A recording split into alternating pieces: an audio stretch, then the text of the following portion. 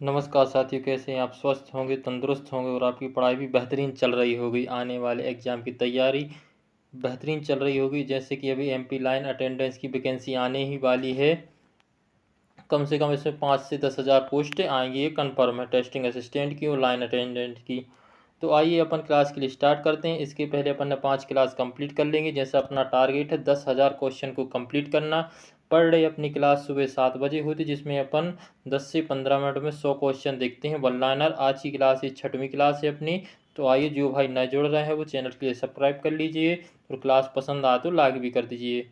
और अन्य अब साथी जो तैयारी कर रहे हैं उनके लिए भी क्लास आप भेज सकते हो। तो आइए क्लास के लिए स्टार्ट करते हैं। क्वेश्चन पहला है 501 अपना पहला क्वेश्चन रहेगा। अपन 600 तक क्वेश्चन आज कंप्लीट करने वाले। आज अपनी ये 6 क्लास होने वाली है। ट्रांसफार्मर का हिस्टेरिस लॉस किसके समानुपाती होता है? तो आवृत्ति के समानुपाती होता है। एडी करंट लॉस किसके समानुपाती होता है? तो आवृत्ति के समानुपाती होता है।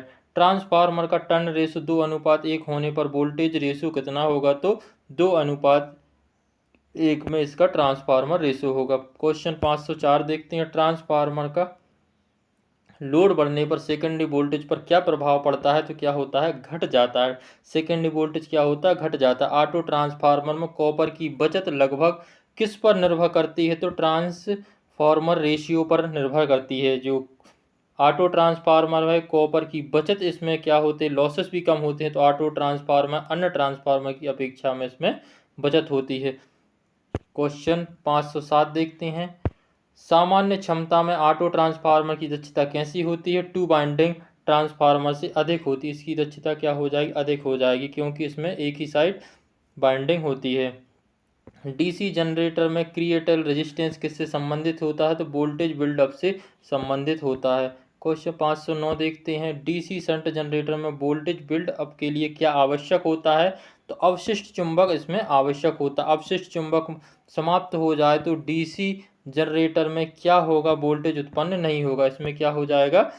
वोल्टेज उत्पन्न नहीं होगा। 511 देखते। इंडक्शन मोटर में अधिकतम टार्क किस स्थिति से प्राप्त होता है? जब रोटर प्रतिरोध रोटर रिएक्टेंस के क्या हो जाता है? बराबर हो जाता है। तो इसका अधिकतम टार्क की स्थिति प्राप्त होती है इंडक्शन मोटर में। अधिकतम टार्क स्लिप किस पर निर्भर करती है? तो रोटर प्रतिरोध पर। किस पर करती है? रोटर प्रतिरोध पर अधिकतम टार्क स्लिप निर्भर करती है। सिंक्रोनस मोटर में हंटिंग किस कारण से होती है? लोड में अचानक परिवर्तन के कारण इसमें क्या होता है? हंटिंग दोष होता है। डैम्पर वाइंडिंग का दूसरा नाम क्या होता है? अमोर्टिसर वाइंडिंग होता है। अमोर्टिसर वाइंडिंग इसका दूसरा नाम होता है डैम्पर वाइंडिंग का। अल्टरनेट के समानांतर संचालन के लिए पहली शर्त क्या होती है? फेज क्रम का समान होना, वोल्टेज का समान होना। अल्टरनेटर के समानांतर संचालन के लिए आवृत्ति भी समान होनी चाहिए। अल्टरनेटर के समानांतर संचालन के वोल्टेज कैसा होना चाहिए? समान होना चाहिए। और देखिए, अल्टरनेटर के समानांतर संचालन के लिए फेज कोण क्या होना चाहिए? शून्य होना चाहिए। इसका जो फेज कोण है वो क्या होना चाहिए? शून्य होना चाहिए। सीटी का सेकेंडरी ओपन होने पर क्या खतरा होता है? तो बहुत उच्च वोल्टेज इसमें उत्पन्न हो जाता है। पीटी का सेकेंडरी वाइंडिंग शॉर्ट होने पर क्या खतरा होता है? तो अत्यधिक इसमें से धारा प्रवाहित होती। क्या होती है? अत्यधिक धारा प्रवाहित होती है। डिस्टेंस रिले मुख्यतः किस पैरामीटर को मापती है? तो इम्पीडेंस को मापती है। किसको? इम्पीडेंस के लिए मापती है। 522 क्वेश्चन देखते हैं। महो रिले किस प्रकार के ट्रांसमिशन लाइन के लिए प्रयुक्त होती है? तो लंबी ट्रांसमिशन लाइन के लिए प्रयुक्त होती है महो रिले। ट्रांसमिशन लाइन में फेरांटी इफेक्ट कब होता है? हल्के नो लोड और लो लोड पर और थोड़ा बहुत लोड चल रहा है उसमें फेरांटी इफेक्ट देखने के लिए मिलता है। सर्च इम्पीडेंस का मात्रक क्या होता है? ओम होता है। मोस्ट इम्पोर्टेंट, सर्च इम्पीडेंस का मात्रक क्या होता है? ओम होता है। कोरोना इफेक्ट कम करने के लिए कौन सा सबसे प्रभावी उपयोग होता है? तो बंडल कंडक्टर का उपयोग करना। बंडल कंडक्टर के रूप में इसका उपयोग किया जाता है। ACSR का, एल्यूमिनियम कंडक्टर रेनफोर्स का, उसके लिए बंडल कंडक्टर का उपयोग किया जाता है कोरोना इफेक्ट को कम करने के लिए। स्किन इफेक्ट से संबंधित सबसे अधिक स्किन इफेक्ट से सबसे अधिक प्रभावित होता है क्या होता है? बड़े व्यास वाले AC चालक। क्या होते हैं? बड़े व्यास वाले AC चालक। अप्रोक्सीमेटली इफेक्ट किस कारण से उत्पन्न होता है? निकटवर्ती चालकों के चुंबकीय क्षेत्र के कारण। किसके कारण? चुंबकीय क्षेत्र के कारण होता है। 528 बकोल्ज रिले किस प्रकार के फॉल्ट का पता लगाती है? तो आंतरिक फॉल्ट का पता लगाते हैं। डिफरेंशियल रिले किस सिद्धांत पर कार्य करती है? धारा के अंतर पर। आने धारा में जो डिफरेंस है, करंट में डिफरेंस है, उस पर डिफरेंशियल रिले कार्य करती है। जैसा इसका नाम है वैसे ये कार्य करती है। रिस्ट्रिक्टेड अर्थ फॉल्ट प्रोटेक्शन का उपयोग कहाँ होता है? ट्रांसफार्मर की वाल्डिंग सुरक्षा के लिए इसका उपयोग किया जाता है। SF6 गैस प्रेशर का प्रमुख लाभ क्या होता है? उच्च डाइलेक्ट्रिक शक्ति या उत्कृष्ट ऑर्क होता है इसमें। वैक्यूम सर्किट ब्रेकर में आर्क बुझाने का मुख्य कारण क्या हो? तो निर्वात आयनीकरण। VCB सर्किट ब्रेकर, ये क्या होता है? VCB वैक्यूम सर्किट ब्रेकर में निर्वात में आयनीकरण का अभाव होता है। आइसोलेटर को कब संचालित किया जाना चाहिए, या खोलना चाहिए या बंद किया जाना चाहिए? कि नो लोड की स्थिति पर आइसोलेटर का उपयोग किया जाता है। सर्किट ब्रेकर को कब संचालित किया जाता है? सर्किट ब्रेकर इसको लोड या फॉल्ट होने की स्थिति में इसको अपन ओपन या क्लोज कर सकते हैं। लाइटनिंग अरेस्टर क्या होता है? LA। लाइटिंग अरेस्टर क्या है? LA, जो समानांतर में जोड़ा जाता है, लाइन और अर्थ के बीच में जोड़ा जाता है। किसकी? लाइन और अर्थ के बीच में जोड़ा जाता है। 536 क्वेश्चन देखते हैं। XLPE केबल का मुख्य लाभ क्या होता? उच्च ताप क्षमता एवं कम डाइलेक्ट्रिक लॉस के लिए इसका प्रयोग किया जाता है केबल का। HMI का मुख्य उद्देश्य क्या होता? ऑपरेटर और मशीन के बीच के इंटरफेस प्रदान करने के लिए HMI का प्रयोग किया जाता है। VFD में मोटर की गति किसे बदलकर नियंत्रित की जाती है? तो आवृत्ति को बदलकर नियंत्रित की जाती है। PWM तकनीक का मुख्य लाभ क्या होता है? कम शक्ति हानि नियंत्रण के लिए इसका उपयोग किया जाता है। IGBT में MOSFET और BJT दोनों के कौन से गुण होते हैं? उच्च इनपुट और उच्च करंट क्षमता वाले इसमें गुण देखने के लिए मिलते हैं। हार्मोनिक्स कम करने के लिए कौन सा उपकरण लगाया जाता है? हार्मोनिक्स फिल्टर लगाया जाता है। स्मार्ट ग्रिड का मुख्य उद्देश्य क्या होता है? बुद्धिमानों कुशल विद्युत वितरण का इसमें उपयोग किया जाता है। GIS सब स्टेशन में GIS का पूरा नाम क्या होता है? गैस इंसुलेटेड सब स्टेशन इसका पूरा नाम होता है। GIS का मोस्ट इंपोर्टेंट है ये। AIS सब स्टेशन में AIS का पूरा नाम क्या होता है? तो एयर इंसुलेटेड सब स्टेशन इसका फुल फॉर्म होता है। ट्रांसफार्मर का EMF समीकरण होता है E बराबर 4.44 F5MT इसका फुल फॉर्म होता है। क्वेश्चन 546 ट्रांसफार्मर रेशो किसका अनुपात होता है? सेकेंडरी वोल्टेज बटे प्राइमरी वोल्टेज। इसमें क्या होता है? सेकेंडरी वोल्टेज बटे क्या होता है? प्राइमरी वोल्टेज होता है। राइट। अब देखते हैं क्वेश्चन 547 ट्रांसफार्मर की दक्षता किस प्रतिशत तक होती है? 98 से 99% होती है। किस ट्रांसफार्मर में टेप चेंजर नहीं लगाया जाता? छोटी क्षमता वाले डिस्ट्रीब्यूशन ट्रांसफार्मर में टेप चेंजर का उपयोग नहीं किया जाता है। 559 में देखते हैं DC जनरेटर में कम्यूटेटर सुधारने के लिए क्या लगाया जाता है? इंटरपोल लगाए जाते हैं। क्या लगाया जाता है? इंटरपोल लगाए जाते हैं। DC मशीन में इक्वलाइजर रिंग का उपयोग किससे होता है? तो लैप बाइंडिंग से होता है। लैप बाइंडिंग में क्या होती है? इसमें उच्च धारा निम्न वोल्टेज के लिए लैप बाइंडिंग का प्रयोग किया जाता है। और वेव बाइंडिंग क्या होती है? उच्च वोल्टेज निम्न धारा के लिए वेव बाइंडिंग का प्रयोग किया जाता है। अपन इसके लिए आगे पढ़ेंगे। अब चलिए क्वेश्चन चलते हैं 551 पर। वेव बाइंडिंग में समानांतर पथों की संख्या कितनी होती है? 2 होती है। वेव बाइंडिंग में समानांतर पथों की संख्या 2 होती है। लैप बाइंडिंग में समानांतर पथों की संख्या क्या होती है? जो पथ होते हैं उसके पोल के क्या होते हैं? बराबर होते हैं। लैप बाइंडिंग में समानांतर पथ कितने होते हैं? P पोल की संख्या क्या होते हैं? बराबर होते हैं। ये देखिए इसमें। अब देखते हैं इंडक्शन मोटर की रोटर की गति इंडक्शन मोटर का रोटर किस गति से घूमता है? तो सिंक्रोनस गति से घूमता है। सिंक्रोनस गति से क्या? कम घूमता है। सिंक्रोनस गति से कम रोटर घूमता है। स्लिप 0 होने पर मोटर की स्थिति क्या होगी? सिंक्रोनस गति के टार्क क्या हो जाएगा? इसमें शून्य हो जाएगा। सिंक्रोनस गति से क्या हो जाएगी? कम हो जाएगी। Slip 1 556 question. स्लिप 1 कब होगी? जब स्टार्टिंग के समय। स्लिप कब 1 होती है? जब स्टार्टिंग के समय, जब मोटर चालू हो रही होती है। जब स्लिप क्या होती है? 1 होती है।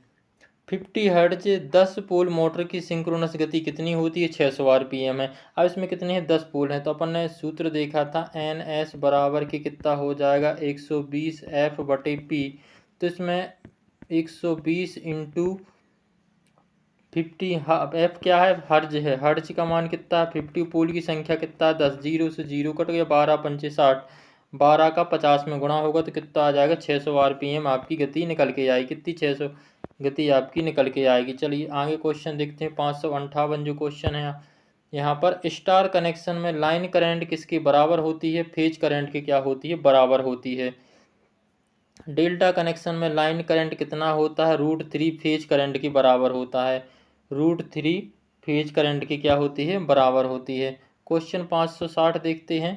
ट्रांसमिशन लाइन में सेक किस कारण दिया जाता है, तापीय विस्तार और यांत्रिक तनाव के कारण सेक का इसमें उपयोग किया जाता है। देखिए मोस्ट इंपोर्टेंट ACSR का aluminium reinforce conductor. Steel core का कार्य क्या होता है, यांत्रिक मजबूती प्रदान करना। पिन इंसुलेटर सामान्यतः किस वोल्टेज तक उपयोग किए जाते हैं, 33 kV तक पिन इंसुलेटर का उपयोग किया जाता है। सस्पेंशन इंसुलेटर का उपयोग कितने वोल्टेज पर किया जाता है, इसमें 33 kV से अधिक के लिए सस्पेंशन इंसुलेटर का उपयोग किया जाता है। स्टैंड इंसुलेटर कहाँ लगाया जाता है, तो लाइन के मोड़ एवं अंतिम सिरे पर स्टैंड इंसुलेटर लगाया जाता है। कौन सा, स्टैंड इंसुलेटर लगाया जाता है। सेकले इंसुलेटर का उपयोग कहाँ होता है, LT लाइन में किया जाता है। लो टेंशन लाइन में सेकले इंसुलेटर का उपयोग किया जाता है, जो 11 kV की लाइनें होती हैं। लाइटनिंग अरेस्टर का कार्य सिद्धांत क्या होता है, सर्ज वोल्टेज को अर्थ से प्रभावित करना। क्या होता है, सर्ज से प्रभावित करना। फ्यूज की रिवायरिंग कैपेसिटी किस पर निर्भर करती है, फ्यूज वायर के आकार पर निर्भर करती है। HRC फ्यूज में भरा फिलिंग मटेरियल क्या होता है, क्वार्ट्ज पाउडर होता है। जो HRC फ्यूज होते हैं उसमें कौन सा मटेरियल भरा होता है, तो इसमें क्वार्ट्ज पाउडर भरा होता है। कौन सा होता है, क्वार्ट्ज पाउडर भरा होता है।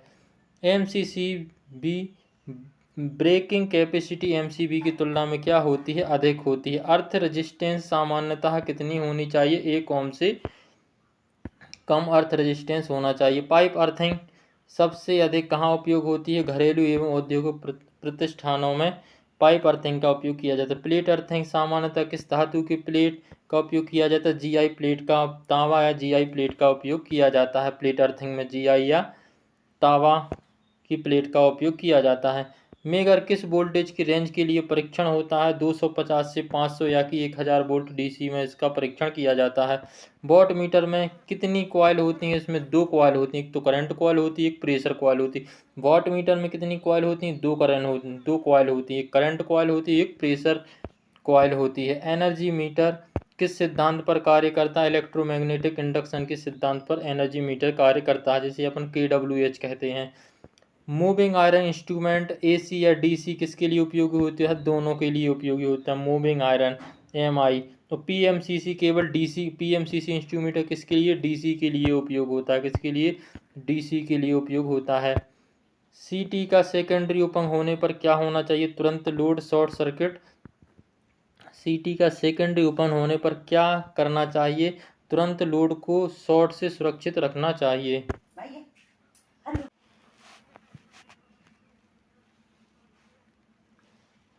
579 क्वेश्चन देखते हैं इसमें। PT का सेकेंडरी उपयोग ना होने पर क्या करना चाहिए, ओपन रखा जा सकता है, शॉर्ट नहीं रखा जा सकता है। क्वेश्चन देखते हैं 580 SF6 गैस रंग एवं गंध जो है, SF6 गैस रंग में गंध कौन सी आती है, तो रंगहीन व गंधहीन ये होता है। वैक्यूम सर्किट ब्रेकर का आर्क बुझाने का समय कैसा होता है, बहुत कम होता है।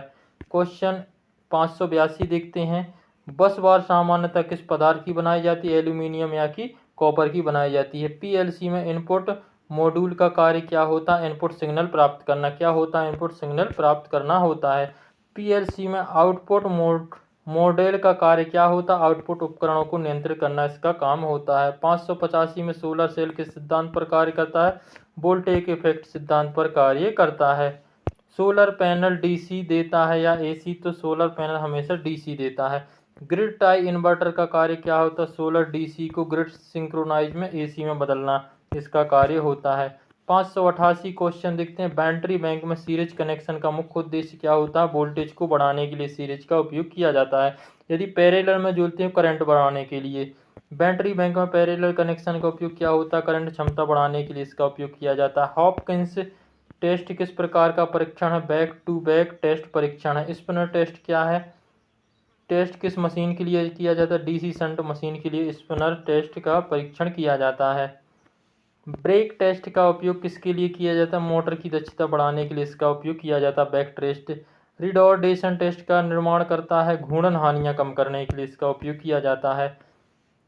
डीसी मशीन में आर्मेचर रिएक्शन का मुख्य प्रभाव क्या होता है? मुख्य फ्लक्स को विकृत कर देता है। कम्यूटेशन में स्पार्किंग का मुख्य कारण क्या? आर्मेचर रिएक्शन करना। आर्मेचर रिएक्शन करने कम्यूटेशन स्पार्किंग क्या हो जाता है? कम हो जाता है। इंटरपोल किस बाइंडिंग के साथ श्रेणी क्रम में जुड़ी होती है? आर्मेचर बाइंडिंग के साथ श्रेणी में जुड़ी होती है। कंपनसेटिंग बाइंडिंग कहाँ लगाई जाती है? मुख्य पोल के फेस पर लगाई जाती है कंपनसेटिंग बाइंडिंग। डीसी जनरेटर का ईएमएफ किसके समानुपाती होता है? तो फ्लक्स एवं गति के समानुपाती होता है। क्वेश्चन 599 शंट जनरेटर में फील्ड वाइंडिंग का प्रतिरोध कैसा होता है? तो अधिक होता है। क्वेश्चन 600 जी लास्ट क्वेश्चन अपना, सीरीज जनरेटर में फील्ड वाइंडिंग का प्रतिरोध कैसा होता है? कम होता है। सीरीज जनरेटर में फील्ड वाइंडिंग का प्रतिरोध कैसा होता है? कम होता है। यदि साथियों क्लास पसंद हो रही तो लाइक कर दीजिए और चैनल के लिए सब्सक्राइब कर दीजिए। जय हिंद, जय भारत।